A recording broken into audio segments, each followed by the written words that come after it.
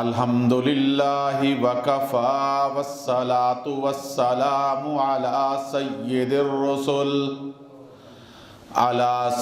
الرسل وخاتم الانبیاء وعلی آلہ المجتبى اما بعد اعوذ باللہ من الشیطان الرجیم بسم اللہ الرحمن الرحیم وما ارسلناک الا رحمتا للعالمین قال النبی صلی اللہ علیہ وسلم اول الانبیاء آدم وآخرهم محمد قال النبی صلی اللہ علیہ وسلم انا حظکم من الانبیاء وانتم حظی من الامم قال النبی صلی اللہ علیہ وسلم لو کان بعدی نبی لکان عمر صدق اللہ العظیم و صدق رسولہ النبی الکریم۔ میرے معزز اور مکرم اور محترم غیور اور باضمیر اس علاقے کے واسیوں، السلام علیکم۔ پہلی مرتبہ مجھے آپ کی اس جامع مسجد میں ختم نبوت کے عنوان پر، تحفظ ناموس رسالت کے عنوان پر کچھ کہنے کا موقع فراہم ہو رہا ہے۔ اختصار کے ساتھ دو تین باتیں عرض کیے دیتا ہوں۔ رحمت کائنات، مقصود کائنات، سردار انبیاء محمد مصطفیٰ احمد مجتبی حبیب کبریا خاتم النبیین صلی اللہ علیہ وسلم کے تشریف لے آنے کے بعد میرے اللہ نے ہمیشہ ہمیشہ کے لیے سلسلہ نبوت کو مکمل کر دیا۔ نبوت اپنی تکمیل کو پہنچی۔ آپ صلی اللہ علیہ وسلم اللہ رب العزت کے آخری نبی، آخری رسول اور آخری پیغمبر ٹھہرے۔ آپ صلی اللہ علیہ وسلم کے بعد اب قیامت کی صبح تک کوئی نبی پیدا نہیں ہوگا۔ حضرت آدم علیہ السلام سب سے پہلے نبی، آپ صلی اللہ علیہ وسلم سب سے آخری نبی۔ حضرت آدم علیہ السلام سے پہلے کوئی نبی نہیں تھا۔ آپ صلی اللہ علیہ وسلم کے بعد اب قیامت کی صبح تک کوئی نبی پیدا نہیں ہوگا۔ اس عقیدے کو عقیدہ ختم نبوت کہا جاتا ہے۔ یہ میرا بھی عقیدہ ہے، یہ آپ دوستوں کا بھی عقیدہ ہے۔ 1400 سال سے پوری امت مسلمہ کا یہی متفقہ عقیدہ ہے کہ آپ صلی اللہ علیہ وسلم اللہ کے آخری نبی ہیں۔ آپ بھی بولیں ایک مرتبہ، آپ صلی اللہ علیہ وسلم اللہ کے، اور اونچی آواز سے تھوڑا تھوڑا آپ میرے قریب آ جائیں۔ جتنے ساتھی بیٹھے ہیں تھوڑا تھوڑا میرے قریب تشریف لائیں۔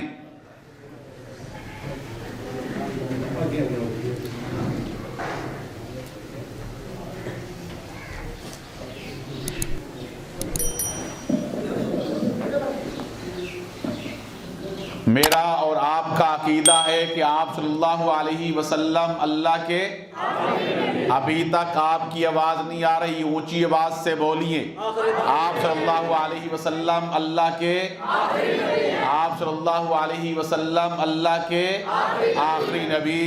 آپ صلی اللہ علیہ وسلم کے بعد اب قیامت کی صبح تک کوئی نبی پیدا نہیں ہوگا۔ یہ میرا اور آپ کا بنیادی عقیدہ ہے۔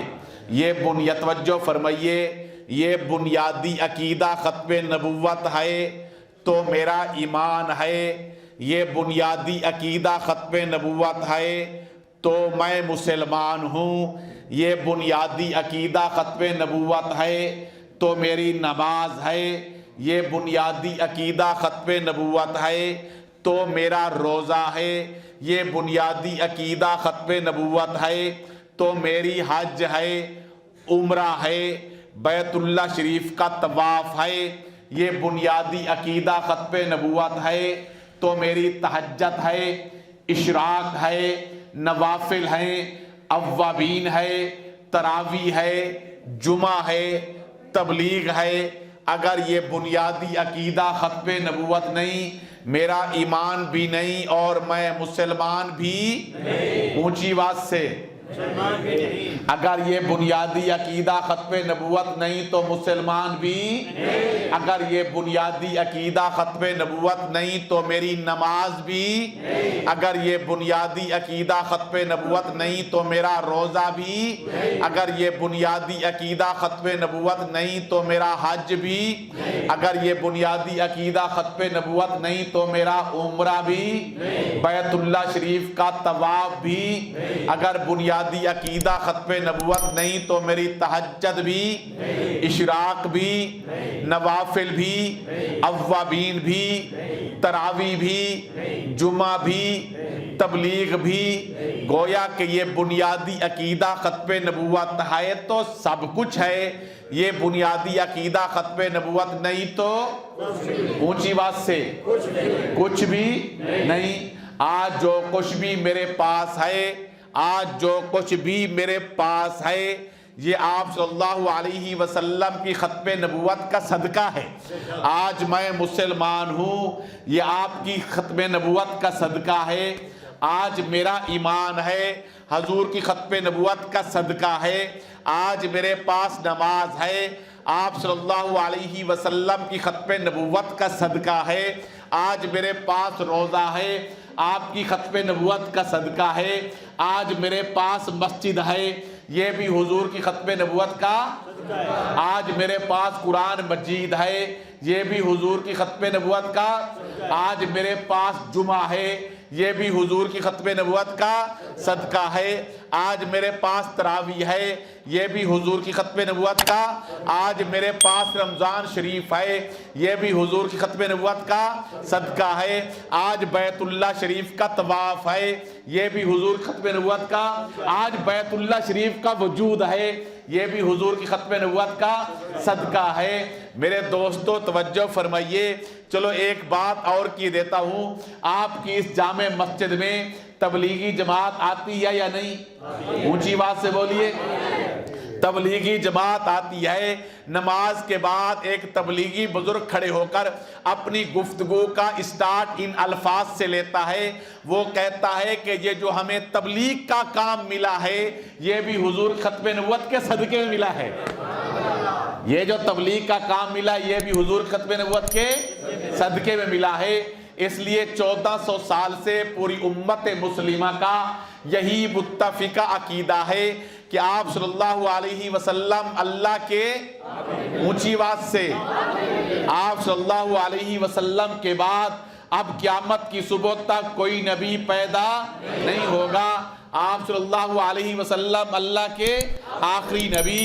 توجہ فرمائیے میری طرف، آپ صلی اللہ علیہ وسلم اللہ کے آخری نبی، تب یہ امت آخری امت، آپ صلی اللہ علیہ وسلم اللہ کے آخری نبی، تب یہ دین آخری دین، آپ صلی اللہ علیہ وسلم اللہ کے آخری نبی، تب یہ شریعت آخری شریعت، آپ صلی اللہ علیہ وسلم اللہ کے آخری نبی، تب قرآن مجید آسمانی کتابوں میں سے آخری آسمانی کتاب۔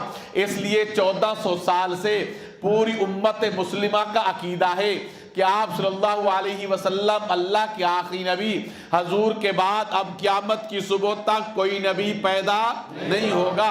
آپ صلی اللہ علیہ وسلم کے بعد توجہ فرمائیے، آپ صلی اللہ علیہ وسلم کے بعد جب بھی کسی بدبخت اور بد نصیب نے نبوت کا جھوٹا دعویٰ کیا، وہ یمن کا اسود انسی ہو، وہ یمامہ کا مسیلمہ کذاب ہو، وہ ایران کا بہا اللہ ہو، یا قادیان کا مرزا غلام قادیانی، جب بھی میرے نبی کے بعد کسی بد نصیب نے نبوت کا جھوٹا دعویٰ کیا، پوری حضور کی امت نے، حضور کے عاشق اور دیوانوں نے، حضور کے متوالوں نے، کلمہ پڑھنے والوں نے ایک پیج پر آ کر ایک موقف اختیار کرتے ہوئے علل اعلان یہ کہا کہ حضور کے بعد جو شخص نبوت کا جھوٹا دعویٰ کرے اس کا اسلام اور اہل اسلام کے ساتھ کوئی تعلق نہیں، وہ مسلمان نہیں، مسلمانوں کا حصہ نہیں، بلکہ وہ کون ہوگا؟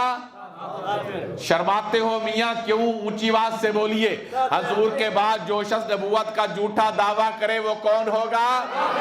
اونچی آواز سے میاں، یہ تو ایمان کی گواہی ہے، ایمان کی، تم یہاں بولو گے تمہاری حاضری حضور کے روزے پہ لگے گی۔ اونچی آواز سے بولیے، آپ صلی اللہ علیہ وسلم کے بعد جو شخص نبوت کا جھوٹا دعویٰ کرے وہ کون ہے؟ حضور کے بعد جو شخص نبوت کا جھوٹا دعویٰ کرے وہ کون؟ وہ یمن کا اسود انسی ہو جس نے نبوت کا جھوٹا دعویٰ کیا، وہ کون؟ وہ مسیلمہ کذاب جس نے نبوت کا جھوٹا دعویٰ کیا، وہ کون؟ وہ کیا کہتے ہیں ایران کا بہا اللہ جس نے نبوت کا جھوٹا دعویٰ کیا، وہ کون؟ مرزا غلام قادیانی ملعون نے جس وقت نبوت کا جھوٹا دعویٰ کیا، وہ کون؟ توجہ فرمائیے، حضور کے بعد جو اس نبوت کا جھوٹا دعویٰ کرے وہ مسلمان نہیں۔ میرے دوستو، اسود انسی نے نبوت کا جھوٹا دعویٰ کیا۔ اسود انسی یہ کہتا تھا کہ میں بھی نبی، آپ صلی اللہ علیہ وسلم بھی نبی، میں بالکل چھوٹا، حضور بہت بڑے نبی۔ آپ صلی اللہ علیہ وسلم کو جس وقت اطلاع پہنچی، میرے اور آپ کے پیغمبر نے صحابہ کرام سے فرمایا، میرے صحابہ اسود انسی نے نبوت کا جھوٹا دعویٰ کر کے اتنا بڑا جرم کر لیا ہے، اتنا بڑا جرم کر لیا ہے، اللہ کی زمین اس کے وجود کو برداشت نہیں کر رہی، یہ زندہ رہنے کے قابل نہیں ہے، تو میں سے کون سا صحابی ہے جو جا کر اس کو جہنم رسید کر دے؟ یہ کس نے فرمایا؟ اونچی آواز سے بولی، اونچی آواز سے، کس نے؟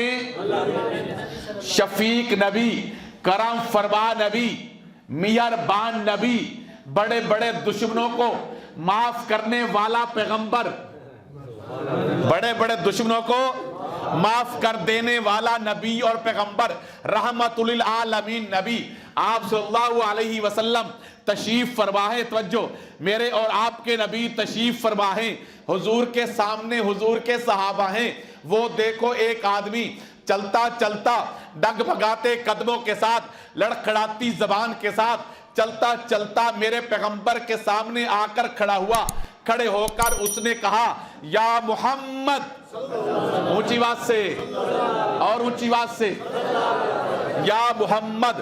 آپ صلی اللہ علیہ وسلم متوجہ ہوئے، اس نے کھڑے کھڑے اس طرح ہاتھ باندھ کے کہا، یا رسول اللہ، آج میں آپ کے سامنے معافی مانگنے کے لیے آیا ہوں، مجھے معاف کر دیجئے، میں نے بہت بڑا جرم کر لیا ہے۔ میرے حضور نے فرمایا، واقعی تم نے بڑا جرم کر لیا، ظالم تجھے خیال بھی نہ آیا، تو نے میرے چچو حضرت حمزہ کی آنکھیں بھی نکال دی، میرے چچو حضرت حمزہ کا ناک بھی کاٹ دیا، حضرت حمزہ کے ہونٹ بھی کاٹ دیے، حضرت حمزہ کی زبان بھی کاٹ دی، حضرت حمزہ کے کان بھی کاٹ دیے، تو نے میرے چچو حضرت حمزہ کا ہاتھ بھی کاٹ دیا، پاؤں بھی کاٹ دیا، جسم کا ایک ایک ٹکڑا کر کے تم نے زمین پر بکھیر دیا۔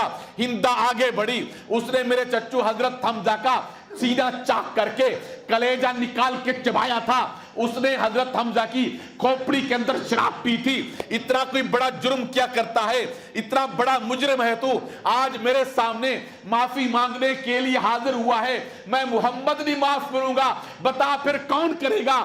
جا، آج کے بعد میں نے تجھے معاف کر دیا، جا، آج کے بعد میں نے تجھے بڑے بڑے، توجہ، بڑے بڑے مجرموں کو معاف کرنے والا شفیق اور مہربان نبی اور پیغمبر، جب اس پیغمبر کے سامنے یہ اطلاع پہنچی، اسود انسی نے نبوت کا جھوٹا دعویٰ کیا ہے، اسی شفیق اور کرم فرما پیغمبر نے فرمایا میرے صحابہ اسود انسی نے اتنا بڑا جرم کر لیا ہے، اسود انسی نے اتنا بڑا نبوت کا جھوٹا دعویٰ کر کے اتنا بڑا جرم کر لیا ہے، اللہ کی زمین اس کے وجود کو برداشت نہیں کر رہی، یہ زندہ رہنے کے قابل نہیں ہے، تم میں سے کون سا صحابی ہے جو جا کر اس کو جہنم رسید کر دے؟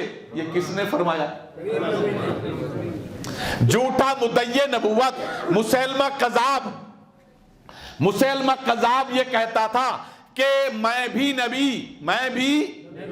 آپ صلی اللہ علیہ وسلم بھی، میں بالکل چھوٹا، حضور بہت بڑے، میں دیہاتوں کا، آپ صلی اللہ علیہ وسلم شہروں کے وہ بڑے نبی ہیں۔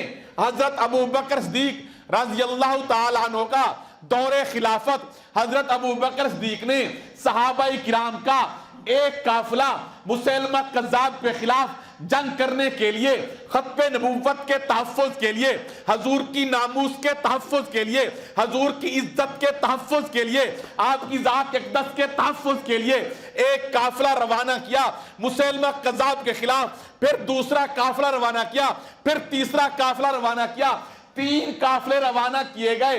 حضرت فاروق اعظم رضی اللہ تعالیٰ عنہ حضرت ابو بکر صدیق کے پاس آئے، آ کر فرمایا حضرت فاروق اعظم نے، بھائی ابو بکر ابھی تازہ حضور نے پردہ فرمایا ہے، صحابہ کرام جدائی برداشت نہیں کر رہے، آپ نے مدینہ طیبہ کے تمام مرد صحابہ کو میدان میں اتار دیا ہے، چند دن صبر کر لیتے، مسیلمہ کذاب کا مقابلہ کیا جاتا، حضرت ختم نبوت کا تحفظ کیا جاتا، حضور کی ناموس کا تحفظ کیا جاتا، چند دن صبر کر لیتے۔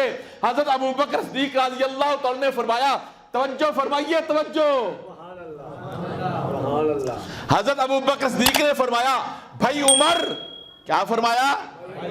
کس نے؟ اونچی بات سے بولیے۔ حضرت ابو بکر صدیق نے فرمایا بھائی عمر، اس وقت تک ابو بکر، اس وقت تک کون؟ ابو بکر چین سے نہیں بیٹھ سکتا جب تک حضور ختم نبوت کا تحفظ نہیں کر لیتا۔ اپنے دل پہ رکھیو ہاتھ، میں اگلی بات کروں۔ حضرت ابو بکر صدیق نے فرمایا بھائی عمر، اگر آپ صلی اللہ علیہ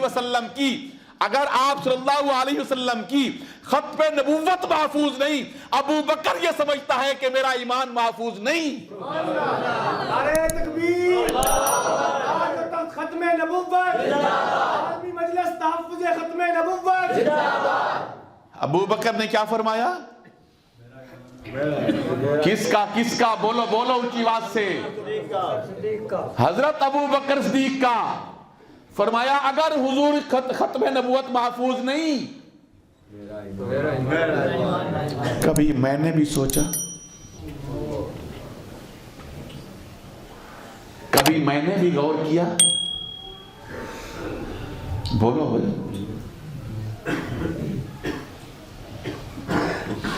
کبھی میں نے بھی فکر کی تو پھر میرا اور آپ کا ایمان کہاں کھڑا ہے؟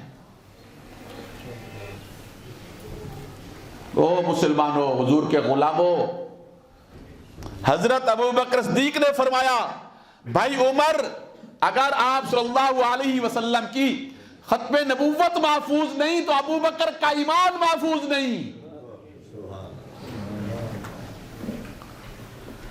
آج آپ کے پڑوس میں میرے نبی کے دشمن اور باغی مرزا غلام قادیانی کی ذریت، جو مرزا غلام قادیانی بد نصیب اسود انسی کہتا تھا میں بھی نبی، آپ صلی اللہ علیہ وسلم بھی نبی، مسیلمہ کذاب نے کہا میں بھی نبی، حضور بھی نبی، وہ بڑے میں چھوٹا، مرزا غلام قادیانی لعین نے جن الفاظ کے ساتھ نبوت کا جھوٹا دعویٰ کیا، مرزا غلام قادیانی کہتا ہے میں بھی عین ہی وہی محمد ہوں جو 1400 سال پہلے آئے تھے۔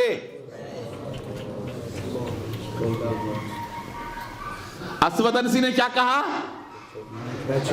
میں چھوٹا حضور۔ مسیلمہ کذاب نے کیا کہا؟ میں چھوٹا حضور۔ بہت بڑے میں دیہاتوں کا حضور شہروں کے مرزا غلام قادیانی کہتا ہے میں بعین ہی وہی محمد ہوں، اس محمد میں مجھ میں کوئی فرق نہیں۔ اس نے محمد نے 2 مرتبہ آنا تھا، ایک مرتبہ مکہ مکرمہ میں، دوسری مرتبہ وہی محمد مرزا غلام قادیانی کی شکل میں قادیان میں۔ مرزائیوں پہ لعنت، توجہ فرمائیے، اے بد نصیب در پردہ یہ کہنا چاہتا ہے میں بعین ہی وہی محمد ہوں، یہ کہنا چاہتا ہے میں بعین ہی وہی محمد ہوں جو حضرت خدیجہ کا خاوند تھا، میں بعین ہی وہی محمد ہوں جو حضرت عائشہ کا میاں تھا، حضرت فاطمہ الزہرا کا ابا تھا، حضرت حسن حسین کا نانا تھا، نعوذ باللہ، یہ کہنا چاہتا ہے۔ بد نصیب یہ کہتا ہے میں بعین ہی وہی محمد ہوں، گویا کہ میں حسن کے لحاظ سے وہی محمد ہوں۔ ایک بد شکل، برد کردار، حرام خور، جس کی آنکھ نہیں، پھینگا اور کاڑا، جس کو کوئی دیکھے تو کائے آ جائے، یہ بد نصیب کہتا ہے میں حسن کے لحاظ سے بھی وہی محمد ہوں۔ مرزا غلام قادیانی کی کتاب کا نام ہے غلطی کا ازالہ، اس کے صفحہ نمبر 4 پر مرزا غلام قادیانی قرآن مجید کی ایک آیت لکھتا ہے محمد رسول اللہ والذین معہ، کہتا ہے اس آیت کے اندر اللہ نے محمد بھی مجھے کہا ہے، رسول اللہ بھی مجھے کہا ہے، نعوذ باللہ۔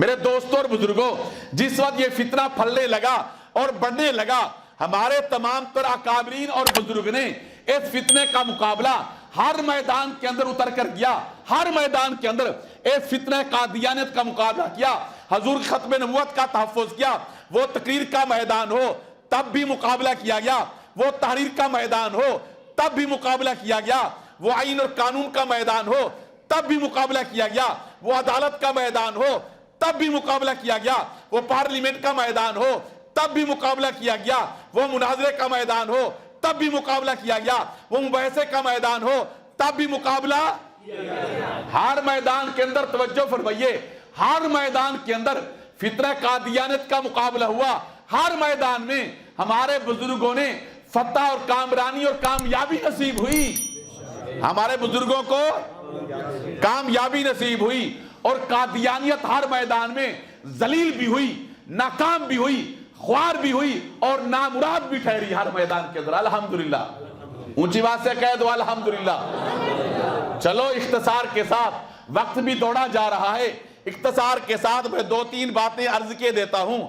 پاکستان بنا تھا 1947 میں، پاکستان کب بنا تھا؟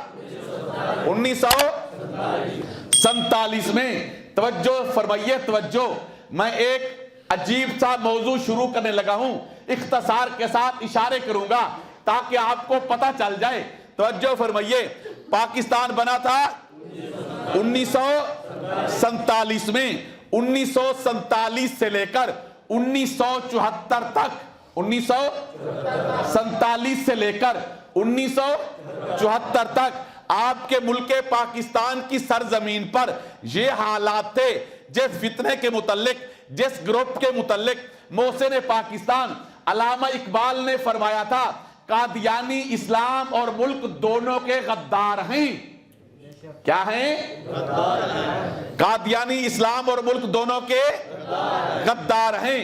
1947 سے لے کر 1974 تک میرے ملک کی سرزمین پر ان غداروں کو، ملک کے غداروں کو، اسلام کے غداروں کو، میرے نبی کے دشمنوں کو، میرے پیغمبر کے باغیوں کو 1947 سے لے کر 1974 تک پورے ملک کے اندر یہ حالات تھے، ان کو پالا گیا، آبیاری کی گئی۔ حالات یہ تھے، قادیانی کھلے عام، قادیانی کھلے عام اپنے آپ کو مسلمان کہتے تھے، مسلمانوں کو کافر کہتے تھے۔ قادیانی کھلے عام اذانیں پڑھتے تھے، قادیانی کھلے عام تبلیغ کرتے تھے، قادیانی کھلے عام لٹریچر تقسیم کرتے تھے، قادیانی کھلے عام نمازیں اور عیدین پڑھتے تھے، قادیانی کھلے عام کیا کہتے ہیں، اپنی عبادت کو، اپنی عبادتگاہ کو مسجد کہتے تھے کھلے عام۔ 1974 میں قادیانیوں نے چناب نگر کے ریلوے اسٹیشن پر جس وقت ٹرین پہنچی اور ٹرین کے اندر قادیانیوں نے اپنا لٹریچر تقسیم کرنا شروع کر دیا. اسی ٹرین کے اندر ملتان میڈیکل کالج کے طلباء سفر کر رہے تھے. ان طلباء کو بھی لٹریچر دیا گیا, کتابیں دیے گئے. ان طلباء نے وہ کتابچے کھول کر جب پڑھنا شروع کیا, ان کتابچوں کے اندر یہ لکھا ہوا تھا مرزا غلام قادیانی خود خدا ہے. مرزا قادیانی کون ہے؟ خود خدا ہے. اس لٹریچر کے اندر یہ لکھا مرزا غلام قادیانی 1,24,000 انبیاء سے بہتر ہے. مرزا قادیانی محمد رسول اللہ ہے. ان نوجوانوں نے کھڑے ہو کر ختم نبوت کے نعرے لگانا شروع کر دیے. آواز بلند ہوئی, قادیانی ایوانوں تک پہنچی. قادیانی قیادت نے سوچا کہ ہمارے شہر میں کھڑے ہو کر کن کو جرأت ہوئی ہے ختم نبوت کے نعرے لگانے پر. وہاں سے گنڈے بھیجے گئے, لونڈوں کو بھیجا گیا, وہ نوجوانوں کو قادیانیوں کو بھیجا گیا. وہ اسٹیشن پر پہنچے, ان طلباء مسلمانوں کو پکڑا گیا, مارا گیا, پیٹا گیا. کسی کا بازو توڑ دیا گیا, کسی کی ٹانگ توڑ دی گئی, کسی کا ناک پھوڑ دیا گیا, کسی کا سر پھوڑ دیا گیا, زخمی کیا گیا, ڈبے سے نکال کر پلیٹ فارم پر گھسیٹا گیا, لو لہان کیا گیا. گویا کہ اس ظلم کی بنیاد پر پورے ملک کے اندر ختم نبوت کے تحفظ کی تحریک چل پڑی. تحریک نے زور پکڑا, پورا ملک جام ہو گیا. گویا کہ آپ کے پورے ملک کی یونیورسٹیاں بند کر دی گئیں, کالج سکول بند کر دیے گئے, مدارس بند کر دیے گئے, پورے ملک کی مارکیٹیں بند کر دی گئیں, لاری اڈے بند کر دیے گئے, پورے ملک کے ریلوے اسٹیشن بند کر دیے گئے. تحریک نے زور پکڑا, پورے حضور کے ملک میں بسنے والے غلام, عاشق اور دیوانے میدان میں اترے. ایک ہی نعرہ تھا, ایک ہی آواز تھی, ایک ہی مطالبہ تھا, ایک ہی نعرہ مستانہ تھا. اس وقت تک ہم اب اپنی یونیورسٹیوں کو, اپنے کالجوں میں, اپنے سکولوں میں, اپنے مدارس میں, مارکیٹوں میں واپس نہیں جائیں گے جب تک قادیانیوں کو آئینی اور قانونی طور پر غیر مسلم اقلیت قرار نہیں دیا جاتا, کافر قرار نہیں دیا جاتا. جناب ذوالفقار علی بھٹو صاحب کا دور حکومت تھا. ذوالفقار علی بھٹو نے اس تحریک کو پارلیمنٹ کے اندر لے گئے, اس تحریک کو پارلیمنٹ میں لے گئے. پارلیمنٹ کے اندر اس وقت قادیانی گروہ مرزا ناصر کو بھی طلب کیا گیا. پارلیمنٹ کے اندر کسی ارکان پارلیمنٹ کو مرزا ناصر سے سوال کرنے کی اجازت نہیں تھی. کسی ارکان پارلیمنٹ کو اجازت نہیں تھی. سوال کرتا تھا اٹارنی جنرل یحییٰ مختار. اٹارنی جنرل یحییٰ مختار نے 13 دن بحث ہوتی رہی. میں 13 دن کی بحث یہاں نہیں دہرانا چاہتا.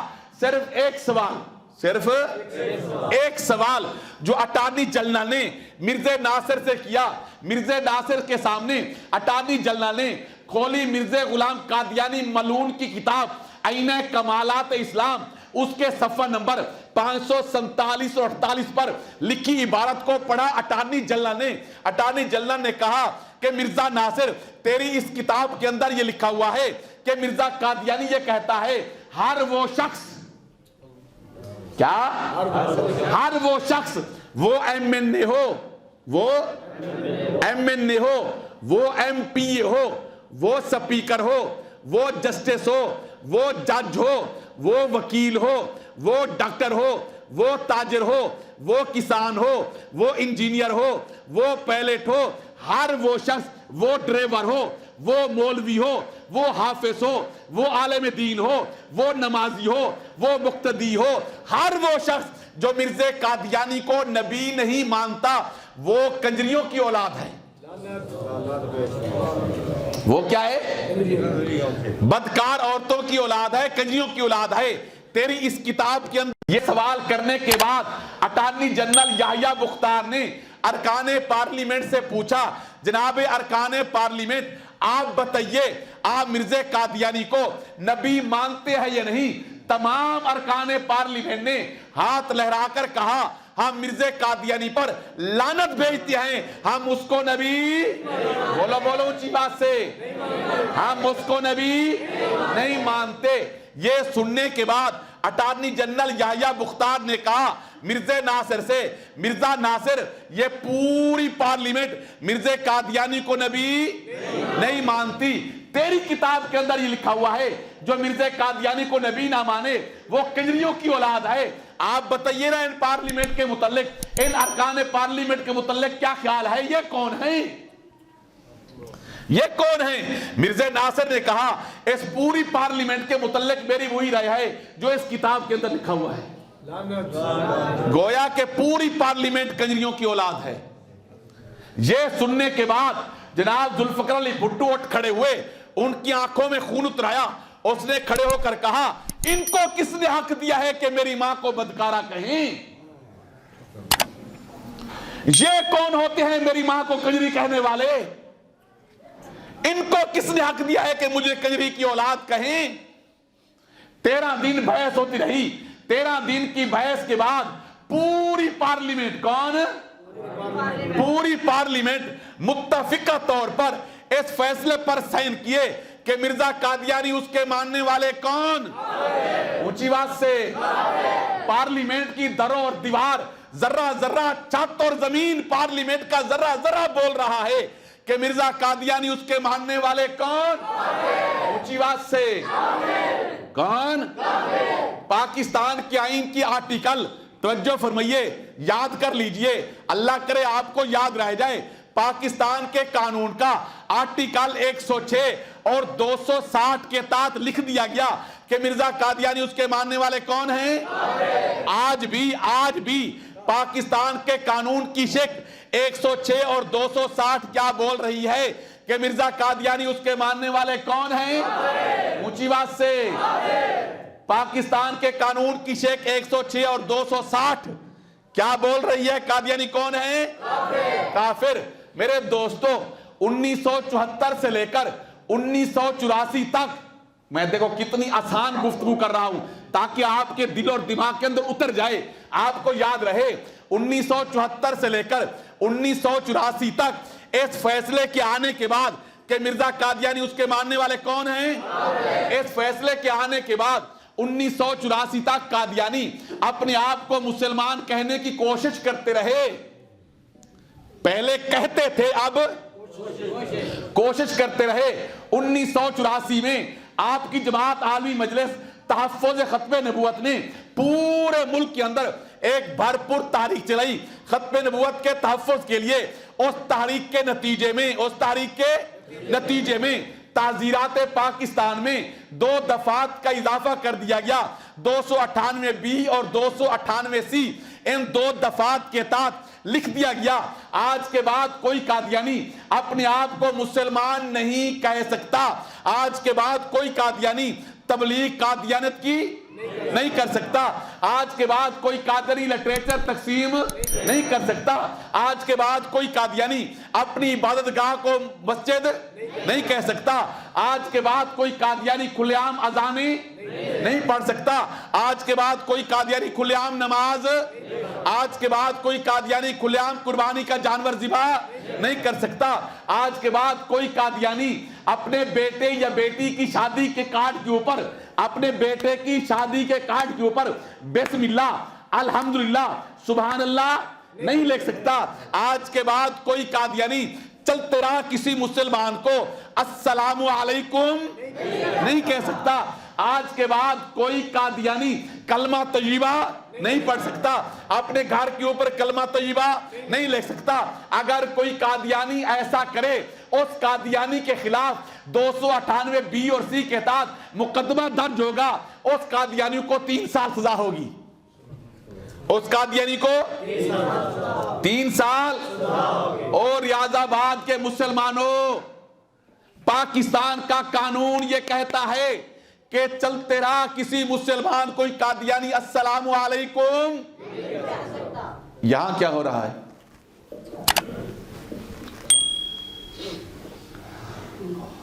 یہاں کیا ہو رہا ہے بھائی؟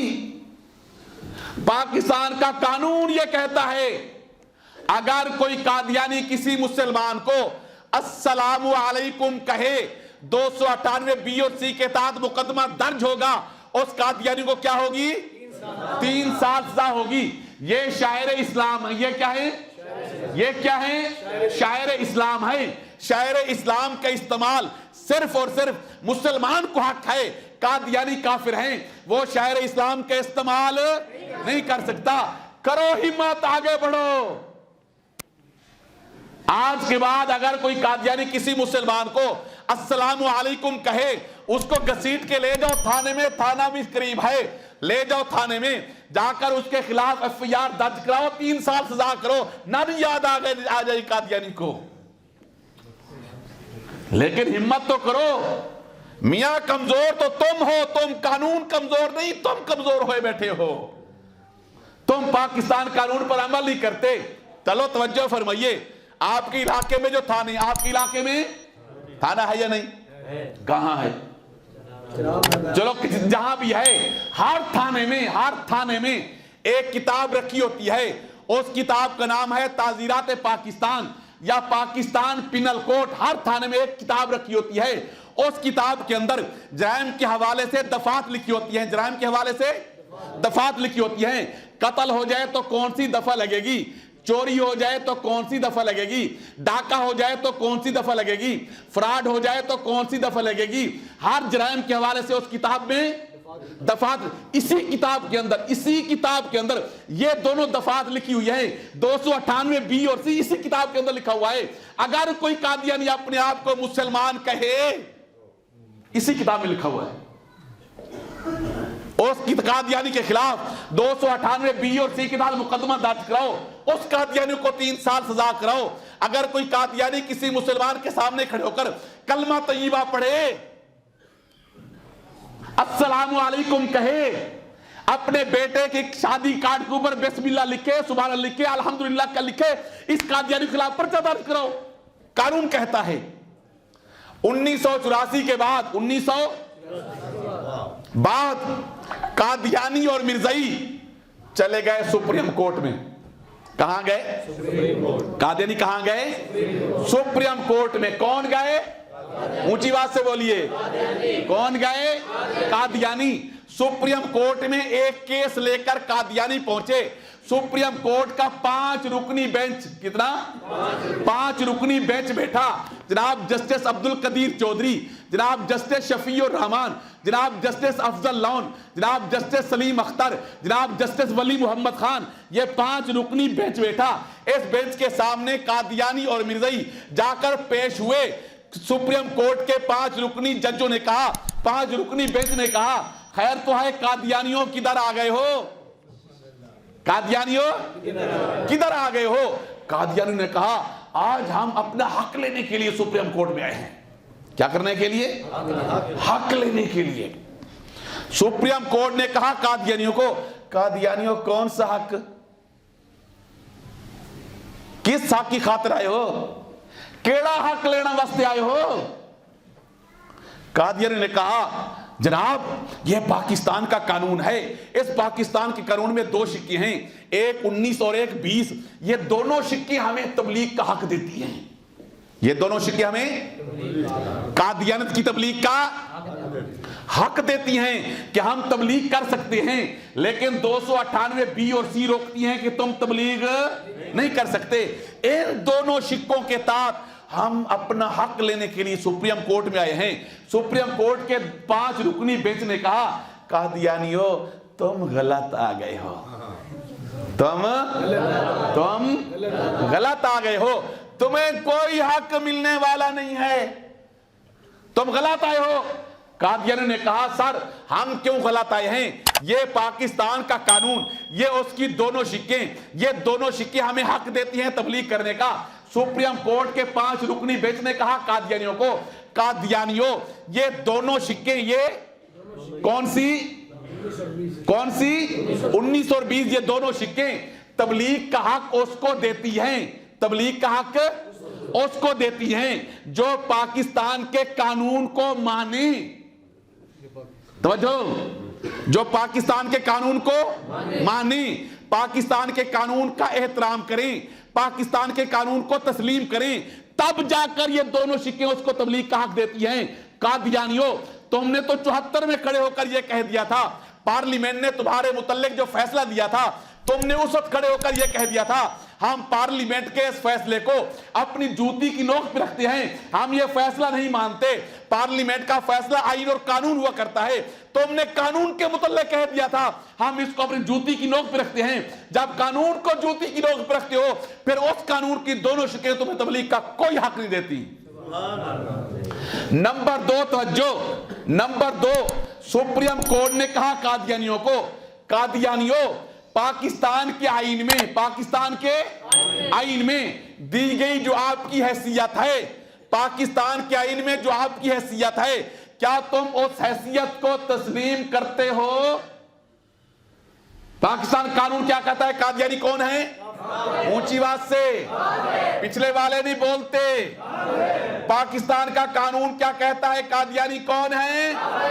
سپریم کورٹ نے پوچھا قادیانیوں سے، قادیانیوں پاکستان کے قانون میں جو آپ کی حیثیت ہے، کیا تم اس حیثیت کو تسلیم کرتے ہو؟ اگر نہیں کرتے، یہ دونوں شکیں تمہیں تبلیغ کا کوئی حق نہیں دیتی۔ نمبر 3، سپریم کورٹ نے کہا قادیانیوں کو، قادیانیوں یہ دونوں شکیں تبلیغ کا حق اس کو دیتی ہیں، دونوں شکیں تبلیغ کا حق اس کو دیتی ہیں جس کے تبلیغ کرتے وقت لڑائی جھگڑا فساد دنگا کا خدشہ نہ ہو۔ کیا نہ ہو؟ لڑائی کا خطرہ، دنگے کا، فساد کا خطرہ نہ ہو۔ اگر کہیں لڑائی کا خطرہ ہو، کوئی پروگرام ہو رہا ہو، وہاں لڑائی کا خطرہ ہو جائے، کیا پولیس آ کے روکتی ہے نہیں روکتی؟ اونچی بات سے بولیے، روکتی ہے۔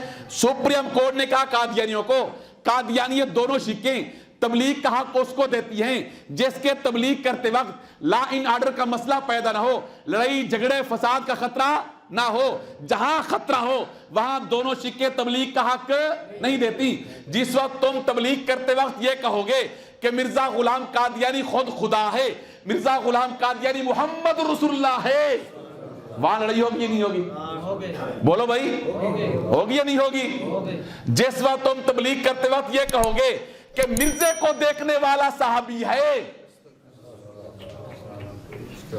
لڑائی ہوگی یا نہیں ہوگی؟ جس وقت تم تبلیغ کرتے وقت یہ کہو گے مرزے کی بیوی ام المومنین ہے، مرزے کا گھرانہ اہل بیت ہے، مرزا قادیانی مدار نجات ہے، وہاں تو لڑائی ہو جائے گی۔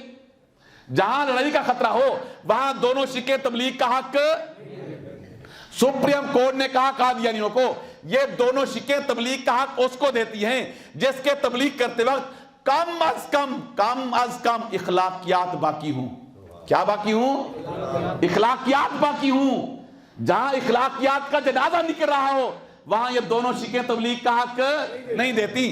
جس وقت تم تبلیغ کرتے وقت یہ کہو گے جو مرزا قادیانی کو نبی نہ مانے وہ کنجریوں کی اولاد ہے، جس وقت تم تبلیغ کرتے وقت یہ کہو گے جو مرزا قادیانی کی نبوت کا انکار کرے ان کے مرد جنگل کے سور، ان کی عورتیں کتیوں سے بدتر ہیں، جس وقت تم تبلیغ کرتے وقت یہ کہو گے جو مرزا قادیانی کو نبی نہیں مانتا وہ جہنمی اور دوستی ہے، یہ تو اخلاقیات سے گری ہوئی باتیں ہیں۔ جو اخلاقیات سے گری ہوئی باتیں کریں یہ دونوں شکیں اس کو تبلیغ کا حق۔ سپریم کورٹ نے کہا قادیانیوں کو، قادیانیوں توجہ، سپریم کورٹ نے کہا قادیانیوں کو، قادیانیوں فراڈی، کیا فراڈی اور دھوکے بازوں کے کوئی حقوق نہیں ہوتے۔ کس نے کہا؟ کس نے؟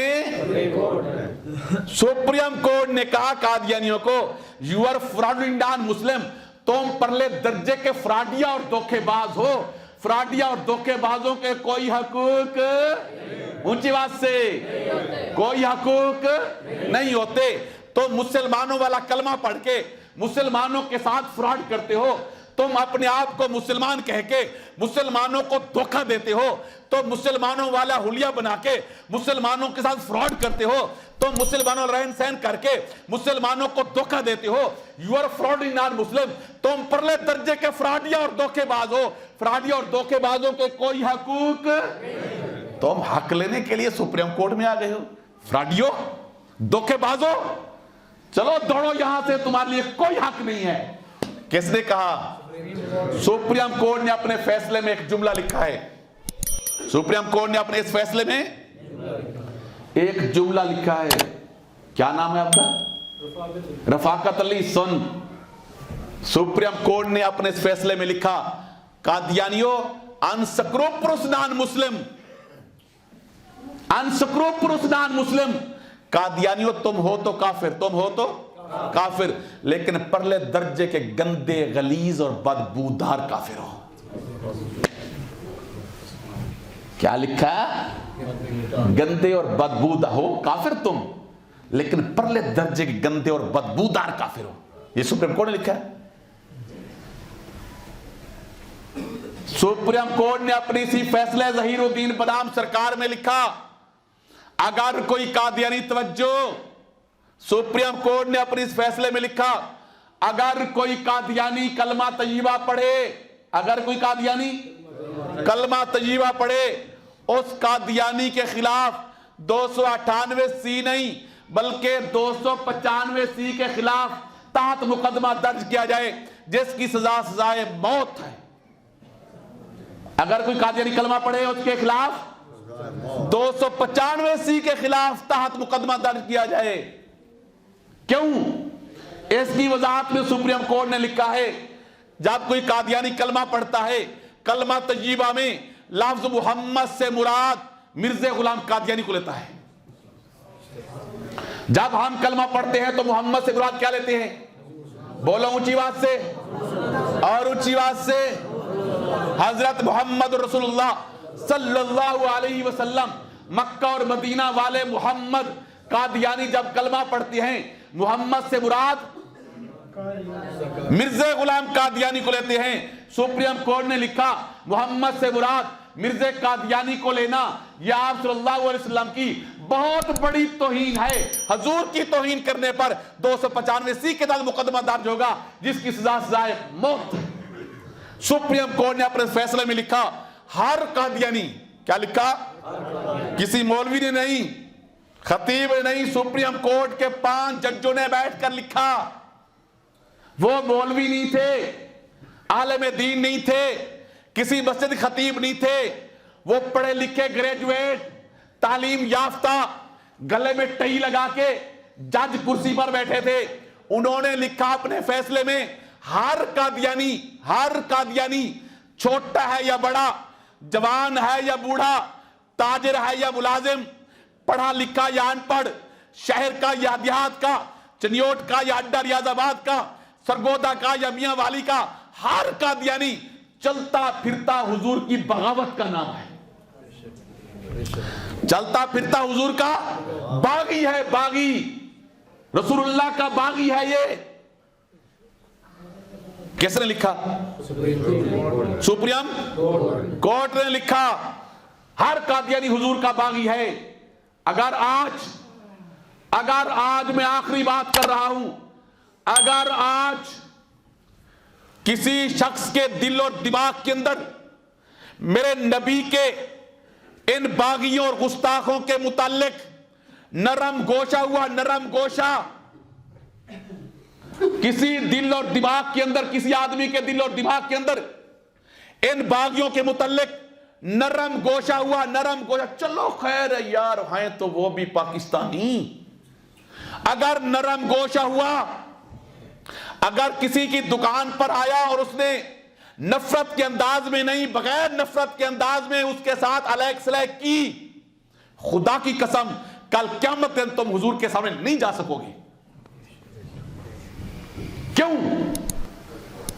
ये बत्ती जल रही है, कितनी तारों से जलती है? हाँ? कितनी से? 2 तारों से, एक ठंडी और एक गरम, एक पॉजिटिव और एक नेगेटिव, 2 तारों से जलती है। ईमान की बत्ती भी 2 तारों से जलती है। ये बत्ती कितनी तारों से जल रही है? और ईमान की बत्ती भी 2 तारों से। ये ट्यूबलाइट जल रही है 2 तारों से, एक ठंडी और एक, और ईमान की बत्ती भी 2 तारों से। एक तार है आप सल्लल्लाहु अलैहि वसल्लम के साथ वालेहाना मोहब्बत, वालेहाना मोहब्बत, इश्क, ایک تار، دوسری تار حضور کے دشمن کے ساتھ پرلے درجے کا بغض اور نفرت. آئی سمجھ یا نہیں؟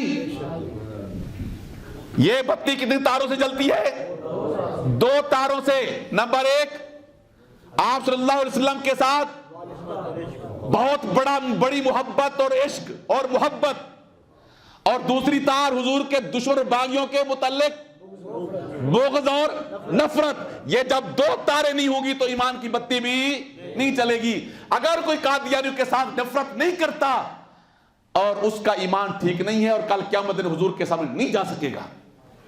آج آئیے میں اور آپ یہ عہد کر کے اٹھیں، انشاءاللہ میرے پاس حضور کے علاوہ اور ہے کیا. آپ لوگ تو بڑے نیک لوگ ہیں میاں. خدا کی قسم میں اپنی بات کرتا ہوں، میرے دامن میں کوئی ایسا عمل نہیں ہے، میرے دامن میں کوئی ایسا عمل نہیں ہے جس عمل پر مجھے بھروسہ ہو کہ اس عمل کی وجہ سے میری بخشش ہو جائے گی. میرے پاس کچھ نہیں ہے. میرا آخری سہارا حضور کی ذات ہے اور بس.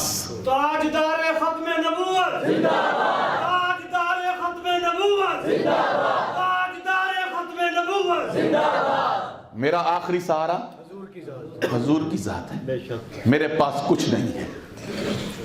آئیے آج میں اور آپ اس جمعے کے توسط سے یہ ایک عہد کر کے اٹھیں، انشاءاللہ جب تک جان میں جان ہے یا جسم کے اندر خون کا آخری قطرہ ہے، انشاءاللہ اپنے وفادار نبی کے ساتھ وفا کرتے ہوئے حضور ختم نبوت کا تحفظ بھی کریں گے، حضور کے باغی اور دشمن قادیانیوں کا انشاءاللہ ڈٹ کے مقابلہ بھی کریں گے، بائیکاٹ بھی کریں گے. ہاتھ بلند کر کے لہرا کے انشاءاللہ ہم حضور کی دشمن کا مقابلہ، ان کا بائیکاٹ کریں گے. چلو ایک بات اور کرتا ہوں. ایک بادشاہ گزرے ہیں جن کا نام تھا عمر بن لیث. کیا نام تھا؟ اونچی آواز سے، عمر بن لیث. عمر بن لیث فوت ہو گئے، خواب کے اندر کسی بابے کو ملے. عمر بن لیث فوت ہو گئے، خواب میں کسی بابا جی کو ملے. بابا جی نے پوچھا عمر بن لیث سے، عمر بتائیے آپ تو دنیا کو چھوڑ کر چلے گئے، آگے آپ کے ساتھ کیا معاملہ ہوا، آپ کے ساتھ کیا بنا؟